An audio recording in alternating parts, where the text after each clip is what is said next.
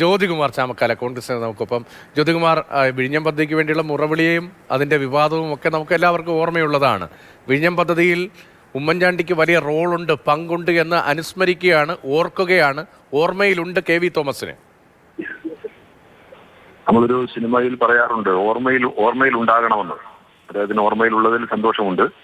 ഏതായാലും അദ്ദേഹത്തിന്റെ സർട്ടിഫിക്കറ്റ് ഉണ്ടായാലും ഇല്ലെങ്കിലും വിഴിഞ്ഞം പദ്ധതിയുടെ ഉപജ്ഞാതാവ്, വിഴിഞ്ഞം പദ്ധതിയുടെ നടത്തിപ്പിന്റെ മുഖ്യ സൂത്രധാരൻ ശ്രീ ഉമ്മൻചാണ്ടി ആയിരുന്നു എന്ന കാര്യത്തിൽ കേരളത്തിന്റെ കുഞ്ഞുകുട്ടി ആസ്ഥകൾ ആരെയും നമ്മൾ ബോധ്യപ്പെടുത്തേണ്ടതില്ല.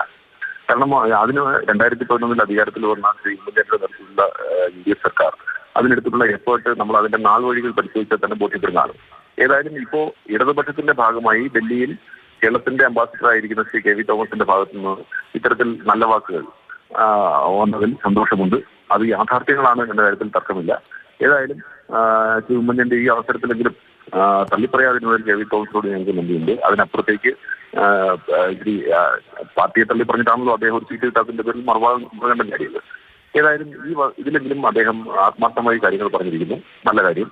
അദ്ദേഹത്തിന്റെ സർട്ടിഫിക്കറ്റ് ഉണ്ടായാലും ഞങ്ങൾ ഓർമ്മിക്കുന്നു. അദ്ദേഹത്തിന്റെ സർട്ടിഫിക്കറ്റ് ഉണ്ടായാലും ഇല്ലെങ്കിലും കേരളത്തിലെ മുഴുവൻ ജനങ്ങൾക്കും അറിയാം ഈ പദ്ധതി നടപ്പിലാക്കുന്നതിന്റെ പിന്നിൽ പ്രവർത്തിച്ച ചാലക ശക്തി ശ്രീ ഉമ്മൻചാണ്ടിയാണ് എന്ന കാര്യത്തിൽ ഒരു തർക്കവും ആർക്കുമില്ല. 2011 ഈ പ്രോജക്റ്റുമായി ബന്ധപ്പെട്ട് പാരിസ്ഥിതിക അനുമതി ലഭിക്കുന്നതിന് വേണ്ടി അദ്ദേഹം നടത്തിയിട്ടുള്ള ഇടപെടലുകൾ, അന്നത്തെ കേന്ദ്രമന്ത്രിയായിരുന്ന ശ്രീ ജയറാം രമേശിന് മേലിൽ അദ്ദേഹം നടത്തിയിട്ടുള്ള സമ്മർദ്ദം, അതുമായി ബന്ധപ്പെട്ട് ഈ സംസ്ഥാനം നടത്തിയിട്ടുള്ള പഠനങ്ങൾ, ഇതുമായി ബന്ധപ്പെട്ട് സ്റ്റേക്ക് ഹോൾഡേഴ്സുമായി നടത്തിയിട്ടുള്ള നിരന്തരമായ ചർച്ചകൾ, അതിനെ തുടർന്ന് ഈ പരിസ്ഥിതി ആഘാത പഠനത്തിന്റെ അനുമതി ലഭിക്കുന്നതിന് വേണ്ടി 4000-ലധികം പേജ് വരുന്ന റിപ്പോർട്ട് സമർപ്പിക്കൽ, അത് സമയബന്ധിതമായി നേടിയെടുത്തതിന് ശേഷം 24 മണിക്കൂറിനുള്ളിൽ ആഗോള ടെൻഡർ വിളിച്ചത് ഉൾപ്പെടെ കരാർ ഒപ്പിട്ട് പണിക്ക് ദിവസം തീരുമാനിച്ച് കൗണ്ട് ഡൗൺ ആരംഭിച്ചതിന് ശേഷമാണ് ശ്രീ ഉമ്മൻചാണ്ടി സർക്കാർ അധികാരത്തിൽ നിന്ന് പുറത്തു പോയത്. ഇപ്പൊ പറയുന്ന ഇടതുപക്ഷം പറയുന്നത് ഞങ്ങൾ പൈസ കൊടുത്തു. സർക്കാർ ഒരു കണ്ടിന്യൂയിങ് പ്രോസസ്സാണെന്നേ. ഒരു തീരുമാനം സർക്കാരിന്റെ ഭാഗമായി എടുത്തിട്ടുണ്ടെങ്കിൽ ആ തീരുമാനത്തിന്റെ ഭാഗമായി ഇത്തരത്തിൽ തുക കൊടുക്കേണ്ടി വരും. ഇപ്പോൾ അവർ പറയുന്നല്ലോ, നമ്മൾ അതുമായി ബന്ധപ്പെട്ട പാക്കേജ്, അവിടുത്തെ തദ്ദേശീയരായിട്ടുള്ളവരെ പുനരധിവസിപ്പിക്കാനുള്ള പാക്കേജ് 475 കോടി രൂപ. ആ 475 കോടി രൂപയുമായി ബന്ധപ്പെട്ട് സർക്കാർ ഉത്തരവിറക്കിയതിനു ശേഷമാണ് തെരഞ്ഞെടുപ്പിലൂടെ സർക്കാർ അധികാരത്തിൽ നിന്ന് പുറത്തു പോയത്. സർക്കാർ തുറന്നെങ്കിൽ സർക്കാർ കൊടുത്തേനെ.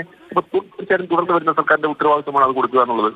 അപ്പോൾ അത് കൊടുത്തിട്ടില്ല എന്നുള്ളൊരു ഭാഗം നമ്മുടെ മുമ്പിലുണ്ട്. അപ്പോൾ ഇതുമായി ബന്ധപ്പെട്ട് എല്ലാ അർത്ഥത്തിലും ഇതിന്റെ ഉപജ്ഞാതാവും സൃഷ്ടാവും എല്ലാം ശ്രീ ഉമ്മൻചാണ്ടിയാണ് എന്ന കാര്യത്തിൽ തർക്കവുമില്ല. അത് ശ്രീ KV തോമസ് കൂടി അംഗീകരിച്ചതിൽ ഞങ്ങൾക്ക് സന്തോഷം.